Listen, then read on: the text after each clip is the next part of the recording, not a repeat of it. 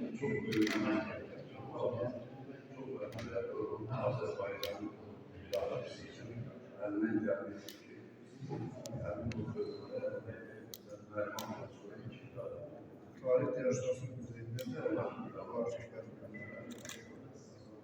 çok büyük şahsiyet.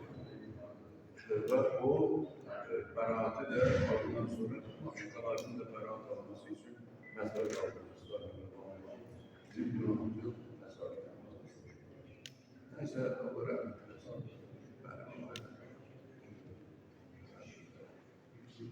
bu ayrıca gazete ve jurnallarda çok olmuş. Genelde kitaplar. meseleleri yeniden çap oldu. Ben de hazırlık ciltten ibaret seçilmiş eserler təqdim edilmiş bir yer olmağa hazırdır.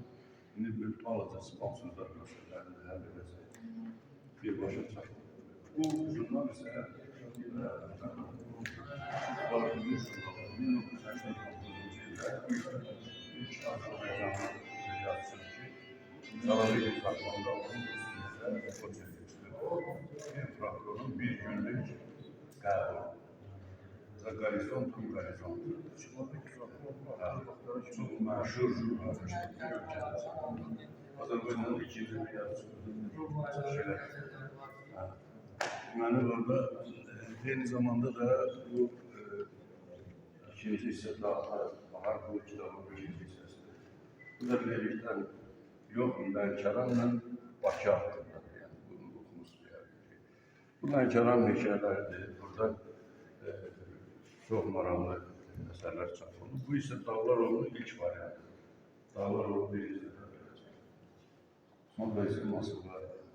Variantı. Bu ise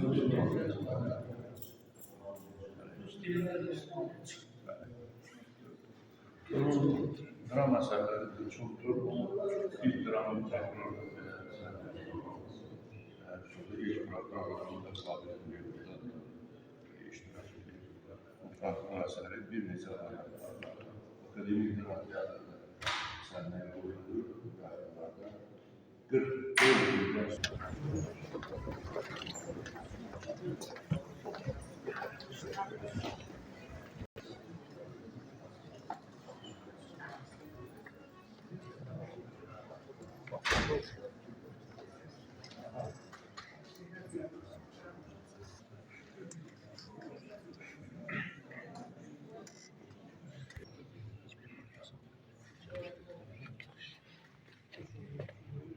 Her vaktiniz hayır olsun hanımlar ve canımlar. Hörmətli Ekber müəllim, hörmətli Vasif müəllim, hörmətli qonaqlar, hörmətli tədbir iştirakçıları, sizi əməkdar incəsənət xadimi, yazıcı, dramaturg, şair Mehmet Hüseyin Əliyevin 100 illik yubileyi ilə bağlı keçirilən gecədə salamlayır. İlk öncə